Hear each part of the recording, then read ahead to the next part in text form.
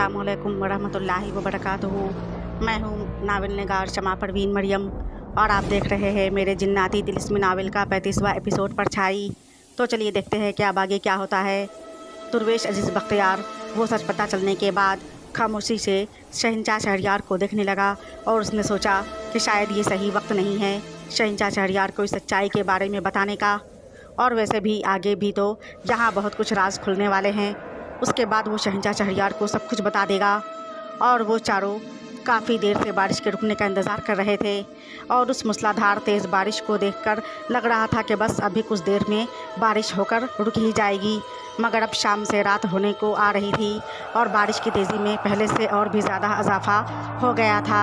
वज़ीर शाहज़ुमान ने मुसलसल बारिश होते देखकर शहंशाह शहरयार से कहा, शहंशाह हमें लगता है कि आज इधर ही हम लोगों को कहीं आसपास रुक जाना चाहिए, वैसे भी रात भी हो गई है।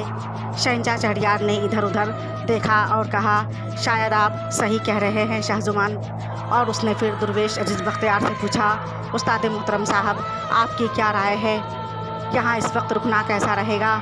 दुर्वेश अजीज़ बख्तियार ने कहा, मेरे ख़्याल से एक रात के लिए यहाँ रुक जाने में कोई हर्ज नहीं है। और फिर आपसी मशवरे के बाद उन लोगों को बारिश की वजह से वहीं आसपास रुकना पड़ा।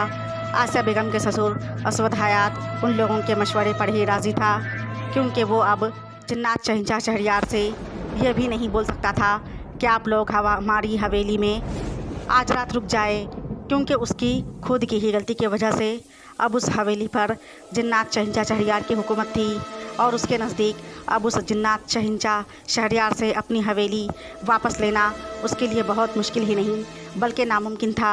शहंशाह शहरयार ने दुर्वेश अजीज़ बख्तियार और वज़ीर शाहज़ुमान और फिर आसिया बेगम के ससुर असवद हयात की तरफ एक नज़र देखा और तीनों को मुखातिब करके दुर्वेश अजीज़ बख्तियार से बोला, बताएं आप लोग को खाने में क्या चाहिए? ये सुनकर दुर्वेश अजीज़ बख्तियार और वज़ीर शाहज़ुमान ने उसे मुस्कुराकर देखा और शाहज़ुमान ने कहा, शहंशाह जो आपको पसंद हो वही हमारे लिए भी ले आएँ। शहंशाह शहरयार ने मुस्कुराकर कहा, तो फिर ठीक है, आप लोग बस एक पल के लिए अपनी आंखें बंद करके खोल लीजिए। और फिर उन तीनों ने शहंशाह शहरयार के हुक्म के मुताबिक उन्होंने अपनी आंखें बंद करके जब उन तीनों ने अपनी आँखों को खोला तो ऐसा शानदार और लजीज पकवान उनके सामने लगे दस्तरखान पर मौजूद था कि आसिया बेगम का ससुर असवद हयात हैरान रह गया। जो कहानियों में उसने बचपन में सुना था वो उसके सामने आज हकीकत बनकर मौजूद था। उसे अपनी आंखों पर यकीन नहीं आ रहा था। दुर्वेश अजीज़ बख्तियार और वज़ीर शाहज़ुमान वो पकवान देखकर बहुत खुश हुए, क्योंकि उनके लिए ये सब आम बात थी और वो दोनों उस जिन्नात शहंशाह शहरयार के दोस्त थे। मगर आसिया बेगम के ससुर असवद हयात के लिए ये बिल्कुल नई बात थी। वो अंदर ही अंदर मन में सोचने लगा, ये मैं कैसे एक जिन्नात के चक्कर में फंस गया हूँ, कहीं किसी वक्त गुस्से में आकर पता नहीं कब क्या कर बैठे। वो इस तरह अचानक इतने सारे पकवान देखकर हैरान हो गया था और खौफज़दा भी। शहंशाह शहरयार ने उसे देखकर अंदाज़ा लगा लिया कि वो क्या सोच रहा है। उसने असवद हयात को मुखातिब करके कहा, आया आदमज़ाद हम जिन्नात ज़रूर हैं मगर आसिम नहीं, जो लोगों को बिना वजह परेशान करे और डराए। तुम्हें हमसे डरने की कोई ज़रूरत नहीं है, आराम से खाना खाओ, ये खाना तुम्हारे लिए भी हाजिर है। शहंशाह शहरयार की बात सुनकर दुर्वेश अजीज़ बख्तियार और वज़ीर शाहज़ुमान ने भी असवद हयात को खाने का इशारा किया और वो उन तीनों की बात मानकर खाना खाने लगा।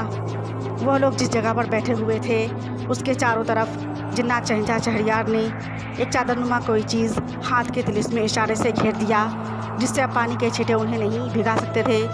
वो चारों अब खाने से फारिग हुए ही थे कि फिर शहंशाह शहरयार ने उन तीनों को मुखातिब करके कहा, आप लोग यहीं पर आराम से सो जाएं, यहाँ कोई ख़तरा नहीं होगा, क्योंकि वैसे भी अभी सुबह होने में काफ़ी वक्त है। और अगले पल वो लोग उस जगह पर लेटे हुए आपस में बातें कर रहे थे। वज़ीर शाहज़ुमान ने कहा, वाकई शहंशाह के होते हुए हमें तो ज़्यादा मुश्किलों का सामना नहीं करना पड़ेगा। और जवाबन शहंशाह शहरयार मुस्कुराकर रह गया। उधर मोमिना बेगम ने आसिया बेगम को अपने साथ रोक लिया और बोली, आसिया बेगम जब तक शहंशाह अपना काम पूरा करके वापस नहीं आ जाते तब तक आप हमारे कमरे में ही सोएं। अब तो आपका बेटा भी आपके साथ है। आसिया बेगम ने मुस्कुराकर कहा, ठीक है मोमिना बेगम, जैसा आप चाहे। जिन्नात शहंशाह शहरयार ने अपनी आँखों के ज़रिए अपने पूरे महल का जायज़ा लिया और जब देखा कि उसकी बीवी मलिका मोमिना बेगम और दोनों बेटियां आसिया बेगम के साथ आराम से सो रही है तो वो भी आराम से बेफिक्र सोने की कोशिश करने लगा। खादिम शाहवेज़ इधर महल में इधर से उधर हाथों में तलवार लिए घूम रहा था कि तभी वो परछाई सीढ़ियों से उतरी और जैसे ही उसकी नज़र खादिम शाहवेज़ पर पड़ी तो वो समझ गई कि वो हाथों में तलवार लिए महल वालों की निगरानी और उनकी हिफाजत के लिए इतनी रात को अपनी नींद हराम करके महल में घूम रहा है। और उसने मन ही मन में मुस्कुराते हुए सोचा, बहुत खूब ऐ खादिम शाहवेज़, वो तुम बहुत अच्छा काम कर रहे हो, अल्लाह तुम्हारा हमेशा भला करे। और फिर वो आगे दालान की तरफ बढ़ गई और जैसे ही वो परछाई उस तरफ बढ़ी ही थी कि खादिम शाहवेज़ पलटा और उसकी नज़र उस नामालूम परछाई पर पड़ी और वो चौंक गया और उससे लगा कि उसे कुछ हो रहा है, मगर फिर भी वो हिम्मत करके उस परछाई का पीछा करने के लिए दालान की तरफ बढ़ा और अपने 2 और खादिम साथियों को इशारे से बुलाया। वो लोग भी महल में खादिम शाहवेज़ के साथ घूम रहे थे। वो तीनों मिलकर दालान की तरफ गए तो उन्होंने छुपकर देखा कि वो नामालूम खौफनाक परछाई न जाने किसे इशारा कर रही थी और वो उसे देखकर फिर ऊपर की तरफ देखकर मुस्कुराकर आगे छत की तरफ बढ़ गई। उन तीनों ने देखा कि उसका चेहरा खूबसूरत होने के बावजूद भी न जाने क्यों खौफनाक नज़र आ रहा था। अब आगे उसका पीछा करने के लिए छत पर जाने की उन तीनों में बिल्कुल भी हिम्मत नहीं थी। वो तीनों वाकई बहुत बहादुर तीरंदाज एक नहायत ही ताकतवर सिपाह सालार थे, मगर वो आदमजात थे, आदमजात से मुकाबला कर सकते थे, मगर ऐसी अनजान खौफनाक डरावनी मखलूक एक नामालूम परछाई से मुकाबला करना तो दूर, उसका पीछा करना भी उनके लिए मुश्किल ही नहीं अब नामुमकिन था। वो लोग दबे पाँव वापस महल के अंदर की तरफ आ गए और अगले पल खादिम शाहवेज़ ने गुलनाज बेगम के कमरे से एक दिलखराश चीख की आवाज़ सुनकर अपने दोनों साथियों के साथ मिलकर उसके कमरे का दरवाज़ा खोला तो सामने का मंजर देखकर पूरी तरह वो हैरान हो गया। उस दिलखराश चीख को देखकर दोनों खादिम साथियों के चेहरे पर घबराहट के आसार नज़र आ रहे थे। तो आखिर क्यों चीखने की आवाज़ आई गुलनाज बेगम के कमरे से और क्या देख लिया था खादिम शाहवेज़ और उनके दोनों खादिमों ने? अब कौन आएगा ये सब संभालने के लिए?